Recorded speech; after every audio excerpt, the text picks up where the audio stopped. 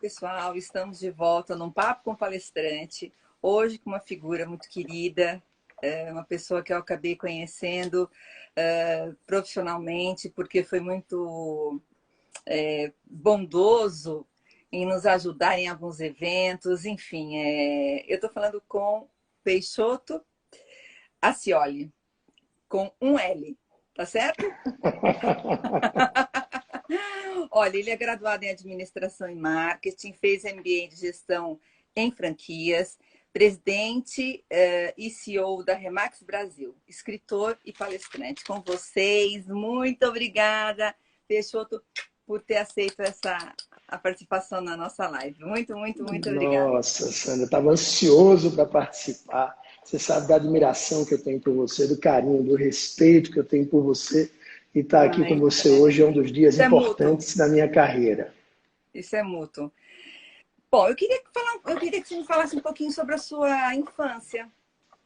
Nossa, Então, eu sou de Maceió, morei numa cidadezinha do lado de Maceió, primeira cidade do lado de Maceió, uma cidade praiana, morava na beira da praia. Meu pai, funcionário público, minha mãe, dona de casa, e eu, com a família toda, ligado sempre a emprego público, a trabalho, como o Godoy está falando aqui, meu querido amigo Diego, lá em Alagoas, em Maceió, pertinho. Maceió é uma cidade chamada Paripueira, e fui sempre criado, na verdade, para ser funcionário público, para ser profissional liberal, ou ser médico ou advogado. Minha família é toda médicos e advogados sempre ligados à área da Tribunal de Justiça, desembargador, juiz, procurador. Tenho 4 irmãs, 3 do primeiro casamento do meu pai, uma do segundo, que mora na Austrália hoje.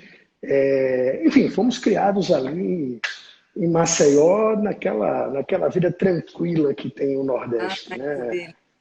Que delícia.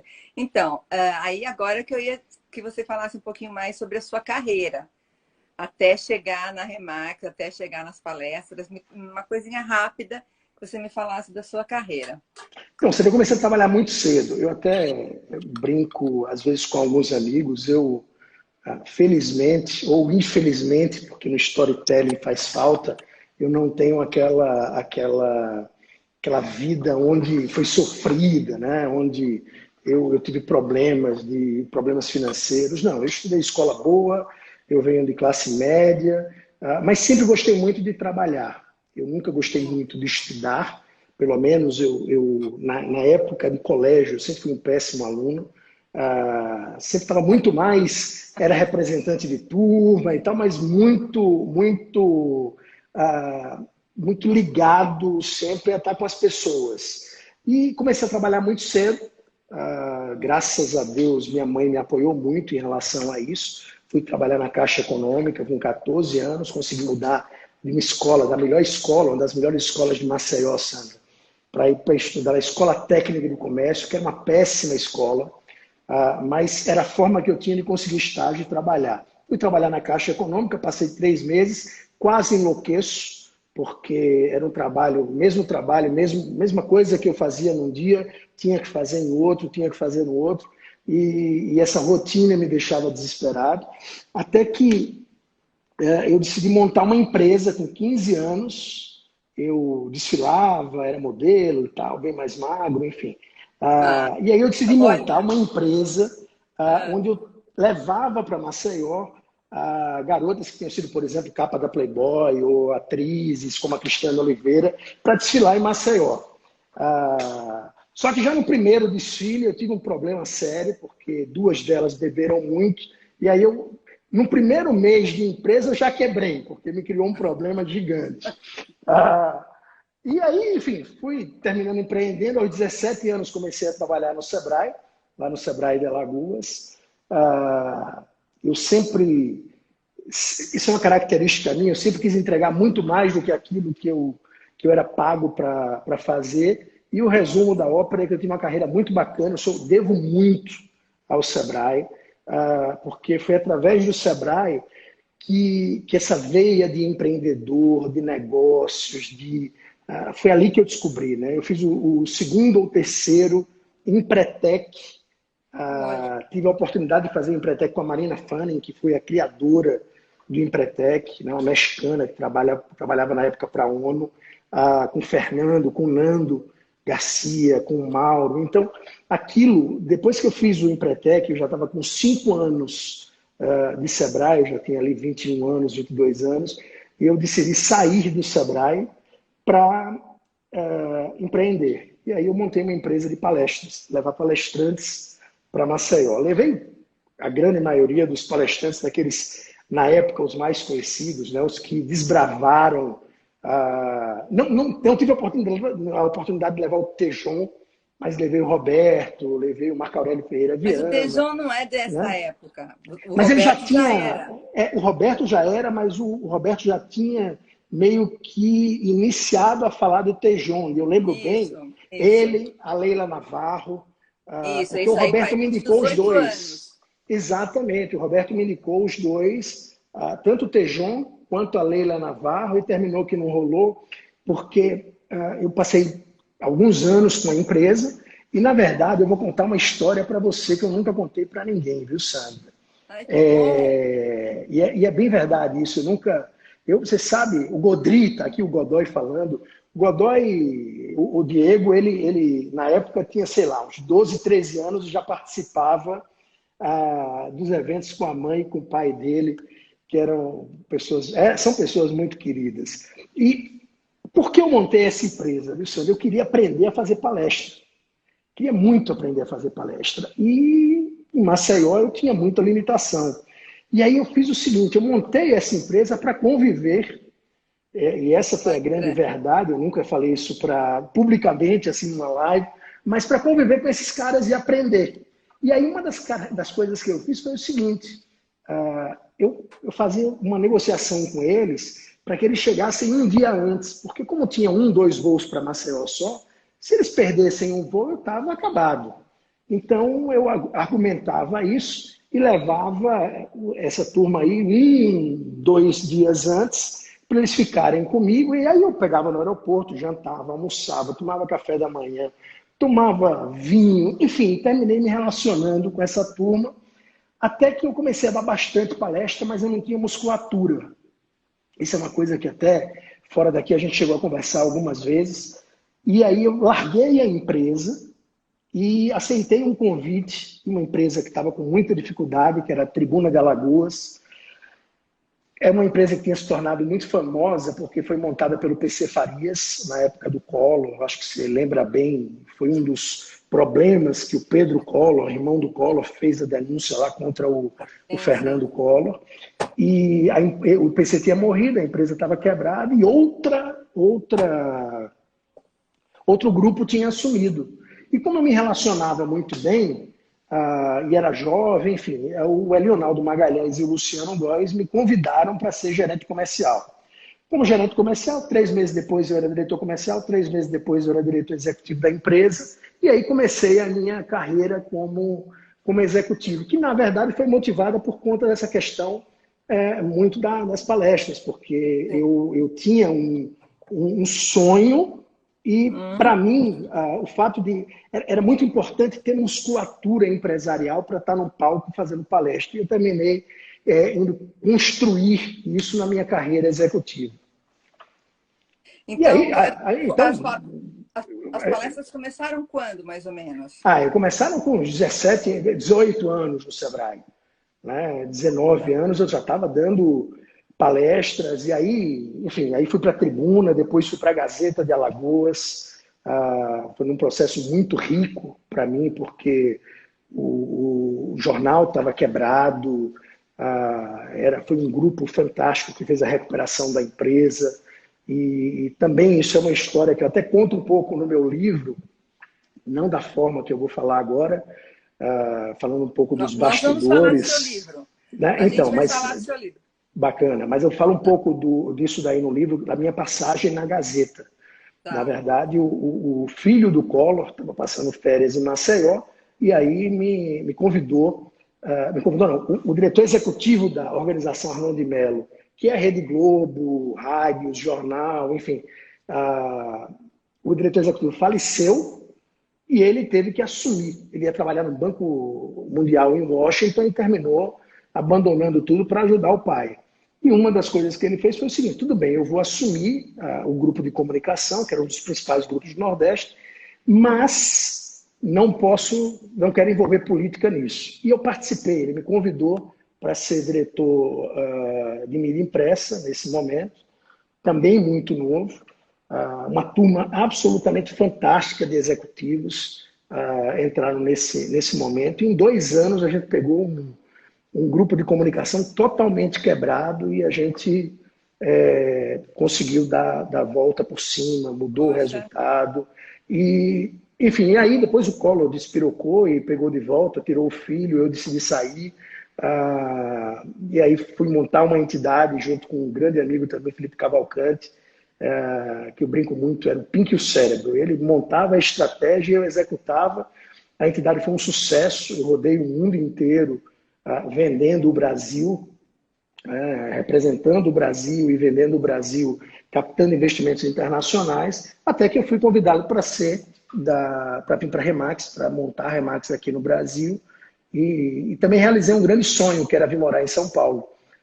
Esse era um dos grandes projetos da minha vida, que era vir morar em São Paulo, e a Remax possibilitou isso daí. E aí, 10 anos de carreira, 11 anos aqui na Remax, e foi bacana. Perguntou quando eu comecei a fazer palestra,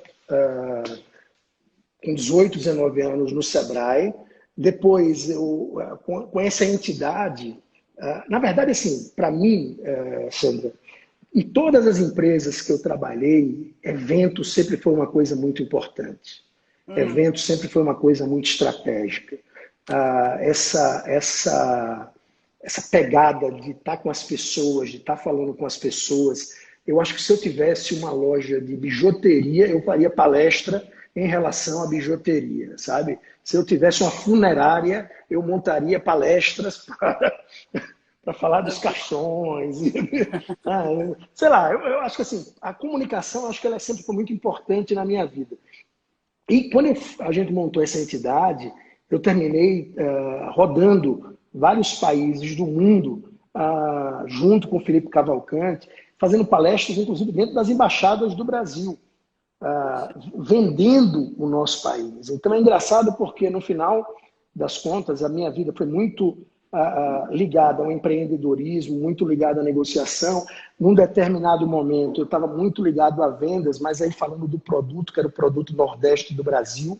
Tá? Então, a gente terminou representando o governo brasileiro, criando eventos. Você tem ideia do nível dos eventos que a gente fazia na ADIT?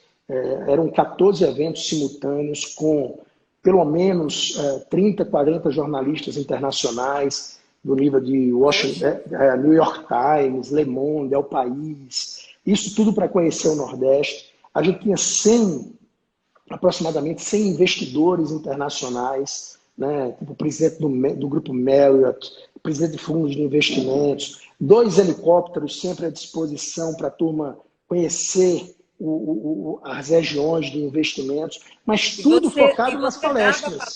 E você dava palestra nesse evento? A gente fazia palestra não só no evento, não. Na verdade, a gente fazia fora do Brasil para trazer a turma para investir no Brasil. Então tá. Não era nem para o evento, era para investir. Então, nessa parte internacional aí, na Europa, foi muito mais ligado a fazer palestra vendendo o Brasil. Depois, aí na Remax, hoje eu fiz palestra praticamente em toda a América Latina, falando de liderança, falando de gestão, falando do nosso negócio, mas muito focado em resultado, liderança, gestão, também um pouco, sempre, né, a questão da motivação, que é importante, e aí foi muito na América Latina. Na América Latina, foi muito focado nesses temas. Olha, eu queria falar sobre a nossa chamada, que é Pague o Preço. Além de você falar sobre essa chamada, já vamos falar sobre o seu livro, que é Excelência para Obstinados. Pague o Preço. Me fala um pouco como foi a criação desse livro, por que é um tema assim tão forte, né? Me fala um pouquinho mais. Então, Sandra, eu entrei num processo muito grande de frustração, digamos assim, de perceber que onde eu via e o que eu assistia e o que eu lia, quando se falava de sucesso, quando se falava de resultado, se falava também de qualidade de vida, se falava de equilíbrio, de vida equilibrada. As pessoas muitas pessoas que eu admirava e que admiro ainda, sempre demonstraram esse equilíbrio de vida do pessoal, do profissional e do Sim. tempo para a família, do tempo para o esporte. E aquilo nunca me convencia, aquilo sempre me deixava muito angustiado, porque eu olhava para um lado, eu olhava para o outro e falava, eu sou muito limitado, eu sou muito ruim, ou tem alguma coisa Não, errada. eu também fico assim. Né? E Eu olha acho que que eu eu acordo sou. cedo, hein? Então, eu acho que eu olho para isso e falo, eu sou muito burro. Porque não é possível que para ter o resultado que eu tenho que trabalhar 13, 14 horas por dia. Isso me deixava muito angustiado. E aí eu comecei a estudar, e comecei a ver, e comecei a perceber que, de fato, existe hoje uma necessidade das pessoas falarem em equilíbrio de vida, mas quando você vai para o dia a dia, para a vida como ela é, esse equilíbrio não existe muito. Outro dia eu estava conversando com esse amigo meu aqui, o Diego Godoy, que é headhunter, que está nos assistindo, um dos principais headhunters do Brasil, e a gente discutindo exatamente isso. Pô, Diego, que hora você chega em casa? Eu disse, não, Peixoto, eu faço questão. Eu começo a trabalhar às 9 e 5 horas eu estou em casa para levar minha filha e tal. Pego minha filha na escola, brinco com ela e eu trabalho 8 horas por dia. Eu digo, Diego, você já falou comigo no sábado, você já falou comigo à noite, 9, 10 horas da noite. E aí a gente sentou para fazer um pouco de conta. Na verdade, ele trabalha 12, 13 horas por dia, mas como ele gosta tanto do que ele faz, ele Não começou a... para. Ele não para. E aí ele começou a dizer assim, puxa, Peixoto, é verdade, você tem razão. A única coisa é que eu estou em casa, eu estou com a minha família, ou eu estou trabalhando no escritório de casa, mas como eu gosto de fazer, é uma coisa que eu não conto como trabalho. E aí eu fazer pesquisas, Sandra, as pessoas muito bem sucedidas, essa história do que trabalha 5 horas por semana ou 5 horas por dia e o resto é lazer, isso é balela. Pelo menos na minha visão e do que eu pesquisei. Certo? As pessoas que conseguem ter sucesso no que elas querem, independente do que elas querem, elas ralam muito. Então, e aí eu até fiz um contato com a Débora Coker, que é uma pessoa que eu tenho um respeito muito grande, que ela é coreógrafa, fez coreografias para o Circo de Solé, e terminou que não deu tempo, eu tinha que fechar o livro antes, senão eu incluí isso. Mas você pega, por exemplo, uma Débora Coker, pega um desportista, seja ele qual for, um desportista de ponta.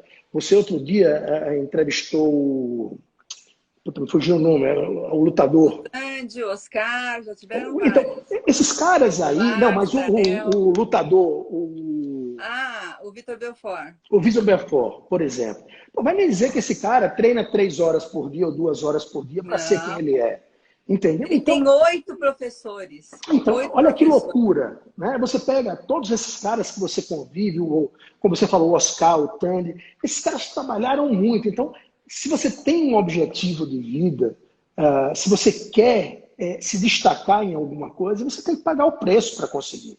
Essa história de que você vai ter todos os pratinhos rodando, sabe, ao mesmo tempo e tudo equilibrado, para mim é uma balela. E daí surgiu a ideia de fazer o livro, muito mais como quase uma sessão terapêutica, sabe? Porque eu falo no livro coisas que pessoas hoje elas se sentem, e eu conheço muitos executivos, tenho muitos amigos executivos, as pessoas se sentem culpadas por trabalhar demais. As pessoas se sentem culpadas em relação às suas famílias, em relação aos seus filhos, porque estão fazendo algo que gostam e que querem. E eu estou falando no nosso meio, que é um meio de trabalho, mas isso pode ser, como eu falei, com atletas, isso pode ser com qualquer pessoa de alta performance. Então, para você sim. ter alta performance, você vai ter que pagar um preço. Se você quer ir para umas Olimpíadas, por exemplo, eu tenho certeza absoluta que quem está indo para as Olimpíadas, ele não, a pessoa não, à noite não está saindo para balada, não está tomando cerveja, não está tomando vinho. Então, se você quer alguma coisa, você vai ter que falar muitos nãos. E O Diego pagar o falando, preço. tem que pagar o preço. O Godoy Tem estava que falando, pagar o fala preço. aquele cálculo, era exatamente isso que eu estava falando, que eu tinha conversado com você, Diego. Sim, Que sim. é exatamente esse negócio de você pagar o preço para você ser bom, né, no que você Fala uma quer. coisa. Eu sei que você treina líderes. Eu queria que você me falasse o que, que um líder tem que saber hoje. Sabe, não precisa ser muito extenso. Assim, hoje, Acho nos que ele seus tem que ser treinamentos. autêntico. Esse é um outro ponto. A real é que, assim, você lidera pelo exemplo. Você lidera por quem você é. Lidera pelas entregas que você faz. A empresa, de fato, ela tem a cara dos seus líderes. Então, se você é um cara egoísta, você vai ter pessoas na sua empresa, pessoas ao seu lado que pensam desse jeito. Então, acho que tem muito a ver com as entregas que você, enquanto ser humano, enquanto profissional, você faz. Você tem que ser, então, a autenticidade, o seu objetivo de vida, aquilo que você quer para as pessoas. Eu, por exemplo, eu trabalho na Remax bastante. Mas para mim isso daqui, apesar de ser trabalho, para mim é menos. Eu me divirto aqui, entendeu? Eu tenho pessoas que eu amo de paixão, sabe? Pessoas que eu tenho um carinho gigante, gigante. Necessariamente essas pessoas não se parecem comigo, mas elas têm os mesmos valores que eu tenho. Sim, Então, sim. eu acho que liderança tem a ver muito com respeitar os seus próprios valores. Você não, Fernanda. A Fernanda Chile está assistindo, que é minha executiva de marketing, está olhando esse olhinho. Você, eu não gosto tanto de você, não. Brincadeira, Fê. Então, assim, você precisa ter essa coerência daquilo, quem você é, o que você planta, o que você quer colher e as pessoas que têm ao seu lado. Então, de maneira Tá, muito simples, eu acho que é isso. Isso, para tá, mim, é liderança. tá. E o que você não admitiria num profissional? Ou num profissional que vai Falta trabalhar de com ética. você, a falta de ética. Para mim, isso daí assim, o principal valor da Remax. E a gente escolheu, olha que engraçado, a gente escolheu esses valores num evento que a gente criou chamado Summit, e reunindo todos os franqueados do Brasil no hotel, e a gente criou juntos esses valores através de um software que a gente usou, e a gente foi criando, deu um trabalho danado, mas eu queria que aqueles valores fossem de fato daquele grupo que estava ali. E o primeiro e o mais votado foi ética. E esse é o valor mais importante para mim. Depois, de um ano para o outro, a gente deu uma melhorada explicando o que era cada um deles. E o Certo. primeiro é assim, ética é inegociável. Está escrito em todas as agências. Então, assim, pode ser pessoa de ótima performance, com excelente relacionamento, não teve ética para mim, tá fora. Ponto. Tá. A pandemia foi muito complicada para você, profissionalmente, pessoalmente? Como é que foi? Assim, primeiro o baque da primeira coisa de que ia fechar tudo e como é que foi essa Nasceu mais um condição que a gente está filho, né? passando? Nasceu mais Oi? um filho. O João acabou de Eu- nascer tem 15 dias. Então é filho da pandemia. Mas, mas brincadeiras à parte. Então, Sandra, a gente foi muito rápido na pandemia. A Remax ela foi muito rápida. Nós, aqui no Brasil, fomos extremamente rápidos. Para você ter uma ideia, no dia 16 de de março. março, não tinha havido nenhum óbito ainda, e a gente já fez a primeira reunião com todos os franqueados do Brasil, criando um comitê de crise. E aí é Sim, bacana porque tem muito a ver com a história do pagar o preço. Hoje todo mundo chega e fala, nossa, os resultados da Remax. A gente cresceu muito. A gente saiu de 323 franquias em janeiro e estamos encerrando o ano com 444 franquias abertas. Mas olha que interessante. A primeira coisa que a gente falou nessa reunião é o seguinte: nada é mais importante que o ser humano, nada é mais importante que a saúde. Então, vamos fechar todas as nossas unidades, vamos trabalhar dessa forma, que é uma forma diferente. A gente não está em lockdown, a gente apenas vai mudar a forma de se comunicar com o mercado, a gente não vai parar, mas a gente vai privilegiar a vida. E foi uma decisão acertada, e eu repetiria essa decisão 150 vezes. E por que isso? Porque, de fato, as pessoas, para mim, são mais importantes do que... O dinheiro a gente retoma, a gente conquista de novo, a gente vai passar por crise, mas deu certo. Então, contar a história do presente para o passado é lindo. Eu poderia contar uma história lindíssima para você aqui, mas eu fiquei noites e noites sem dormir, primeiro consciente da minha decisão. Nem me fala. Então, consciente da minha decisão. Por outro lado, sabendo que eu poderia ter quebrado muitas empresas pela decisão que eu tinha tomado. E aí, essa decisão foi acompanhada por todos os master franqueados regionais. Então, essa união que a gente tem aqui, de ter menos hierarquia e mais, muito mais a questão do estamos juntos para chegar num determinado objetivo, isso fez uma diferença gigante. A gente cresceu muito, o faturamento da gente praticamente dobrou de um ano para o outro. Tá? Foi um resultado, pra você ter ideia, quando a gente vai para Same Store Sales, né, que comparar as mesmas lojas abertas, a gente teve quase o dobro de faturamento. E aí por uma razão também muito simples. Como a gente foi muito rápido e a gente deu um norte para todo mundo, e todo mundo acreditou, pegou e foi junto com a gente, isso fez uma diferença gigante, porque a grande maioria do mercado estava totalmente perdida. Né? Então, o que é que a gente vai fazer? Como é que grandes empresas, inclusive, outras multinacionais, estavam completamente perdidas. E a gente foi muito rápido. Então, eu brinco muito que muitas vezes a Remax é um transatlântico e a gente não pode fazer mudanças de maneira tão rápida porque envolve muita gente. Hoje a gente tem 6 mil famílias ligadas à Remax Brasil, à Remax no Brasil, diretamente. Mas às vezes a gente é um jet ski, a gente é muito rápido. E essa rapidez, e assumir quando a gente erra, e falar, erramos, não vamos por aqui, vamos por outro caminho, mas vamos juntos, vamos tentar. Isso fez uma diferença danada na pandemia. E mais uma vez, como eu falei, a gente teve na rede global um dos maiores crescimentos. A gente teve nacionalmente possivelmente o maior crescimento de uma grande empresa do mercado imobiliário, talvez o maior crescimento em transações imobiliárias foi da Remax. Isso focado muito em pessoas, sempre. Parabéns, viu, Peixoto? Obrigado. Nesse período de pandemia, você chegou a fazer alguma palestra online? Fiz várias. Então, não só para o Brasil... Tem algum tema específico que as pessoas pediram mais? Sandra, eu fiz várias. É engraçado, né? As pessoas queriam saber do sucesso da Remax e, no final, tinha muito mais a ver com uma palestra sobre liderança e estratégia.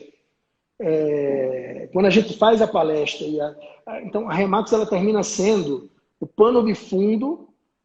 Sim, o case de sucesso. O case de sucesso para falar sobre liderança e estratégia. Tá.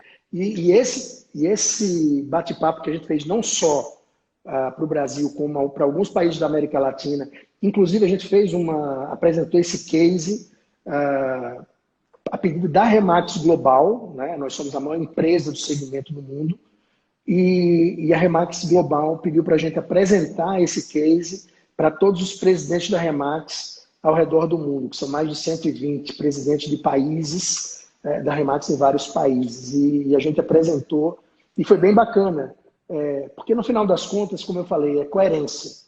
Né? A gente tem um grupo na nossa companhia, seja de regionais, de franqueados, de agentes, que tem coerência com os valores. E eu não estou dizendo que esses valores, claro, ética sem dúvida nenhuma, é inegociável, não se discute.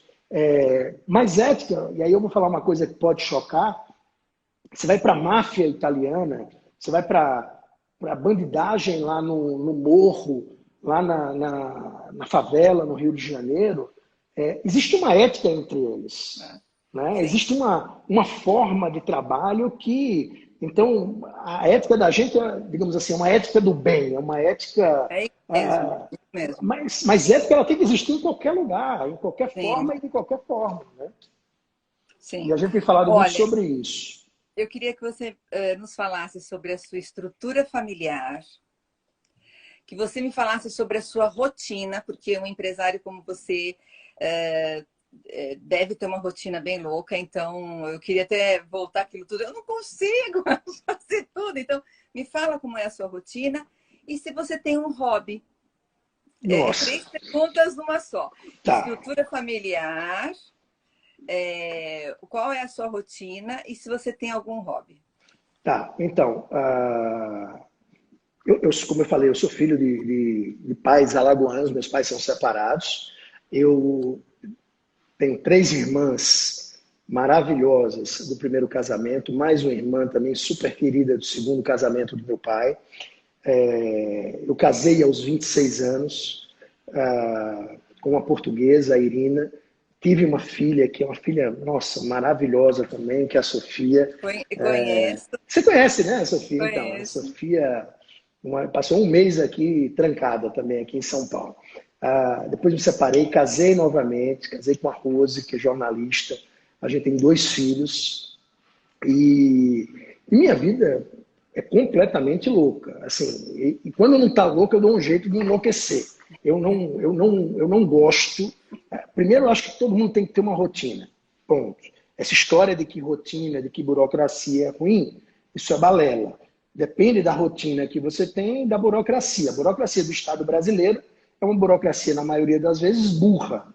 Né? Então, isso é danoso. Mas uma burocracia positiva ela é importante. Uma rotina positiva, nenhum atleta consegue ter sucesso se ele não tiver rotina, nenhum empresário. Então, eu trabalho bastante, como eu falei, eu trabalho... Mas isso é engraçado também, eu trabalho bastante, mas eu trabalho das 9 da manhã às 7, 7h30 da noite. E depois vou para casa. Mas viajo muito, fora a pandemia, viajo bastante, eu sempre com pessoas. Hoje, o meu trabalho, ele passa por 2 coisas, Sandra. Ele passa pela questão da estratégia do norte da companhia. Eu tenho vários líderes na empresa, nós temos vários master franqueados regionais. Então, talvez o maior trabalho que eu tenha seja ser o facilitador para que toda essa turma ande na mesma direção. Esse talvez seja o maior desafio que eu tenho. E aí, do ponto de vista aí de hobby, eu adoro velejar, amo velejar, eu adoro viajar, e adoro viajar inclusive a trabalho, e adoro estar no palco fazendo palestra. Nada para mim me deixa mais feliz. Eu acho que são 3 hobbies que eu tenho. A surpresa foi a velejar, isso eu não sabia, que legal. Olha, eu adoro. E o que te faz feliz? Tá aqui com você me faz feliz. Eu adoro estar com... Quando eu fiz o Caminho de Santiago, e você sabe um pouco da história, eu fui muito decidido a fazer o caminho sozinho. Eu não queria fazer o caminho com ninguém, era o momento que eu queria para mim. E como na vida, a gente tem surpresas. E desde o primeiro dia eu comecei a estar com um cara que se tornou um irmão, né? O Matias, que é um austríaco, e eu fiz o caminho praticamente todo com ele, não andando juntos, porque cada um tinha uma velocidade. Eu convivi e conheci pessoas maravilhosas e eu comecei a perceber que a coisa que eu mais amo nesse mundo é estar com gente, é estar com pessoas.